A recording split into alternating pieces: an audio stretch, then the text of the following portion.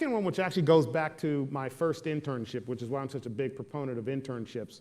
I was working at this place called Bell Laboratories. Many of you have never heard of it, but Bell Laboratories had actually the collection of the greatest scientific minds on this planet for about 50 years. Yep. And then we destroyed it, you know, antitrust, and blew up the thing and sold it off to Alcatel, and, you know, but they were the greatest scientists, physicists, mathematicians on the planet, all under one roof, so we could actually call each other on the phone, right?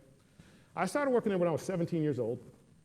Got an internship, and I shared an office with a guy by the name of Vic Hauser, okay? And Vic Hauser had 35 patents, PhD in solid-state physics, undergraduate chemical engineer course, right? So, and we shared an office, Britt, that probably wasn't any bigger than about, you know, twice this space that you and I are sitting in right here. But we were half the size. We were half the size. I know I was. I know I was at the time.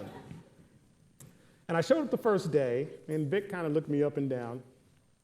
And he pulls out this thing called an operational amplifier. He said, these things are failing in the field. Your job is to figure out why it's failing. Now, you've got the full resources, the Bell Laboratories. You know, I'm here. You can ask any question you want. There's a library down around the corner. And anytime you have questions, just come and ask me. And he put it on my desk, and he said, and he turned around. I said, oh, boy. You couldn't just dial up Google? Yeah, no, there was no such thing. It was a library. That was the precursor to Google. And I said, wow, how's this going to work? So I decided to go figure out first, what's an operational amplifier? What's it supposed to do? Yep. What is this not doing?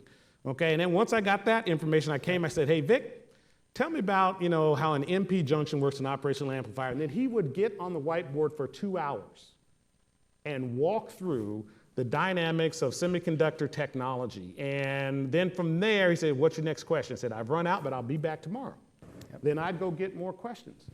And that dynamic, and I think I'm a 17-year-old in Bell Laboratories, and they had hired a bunch of, well, the summer internship was for college students, and I tell people I got the job because I was persistent enough to call. And, yeah, tell us that story. Yeah, it's actually pretty interesting. So, you know, at the time, computers were not like they are today. So, you know, we had computer class in my high school. I took the computer class. My teacher told me, he said, hey, listen, you know, I said, how's this thing work? They said, it's run by this thing called a transistor. I said, well, who developed that thing? They said, oh, it developed this place called Bell Labs. And I said, well, is there one anywhere around here? I said, there must be some pretty smart folks there. And they said, well, there's one in Colorado. So I called the human resources person. Which is where he was from. Yeah. I said, hey, I grew up in Colorado.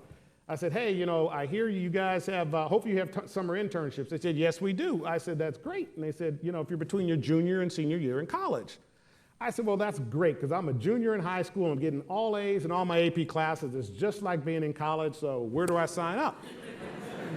And she said, no, you come back between your junior and senior year in college. So I called the human resources woman for 2 weeks. And she stopped taking the call after the second day. But I left a message. I called her every Monday. Yep. Every Monday, and left a message for 5 months. She called me back in June. She said, listen, a student from MIT didn't show up. Tells you how reliable MIT students are. That's right. Anyway. Yeah, don't hire those. Don't hire those guys. Now my cousin, my nephew just finished there, so he's okay. But he's, you know, reliability. He's one. brilliant, but There's I don't one. know about the reliable part. Yeah. Anyway, so it hasn't changed that much.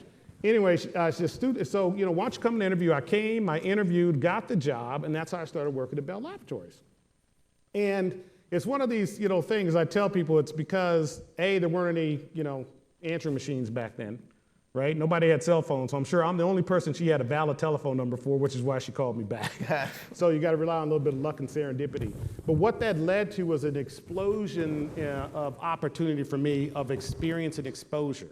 Because now I'm 17 and I'm running around through all of Bell Labs, and you know, that's where I saw the first, you know, mobile phones, saw the first video phones, and this is 19, just so you all know, dating myself, no, 1979, man. You're like a dinosaur. Okay, and being exposed to that actually opened my mind to the possibility of being an engineer.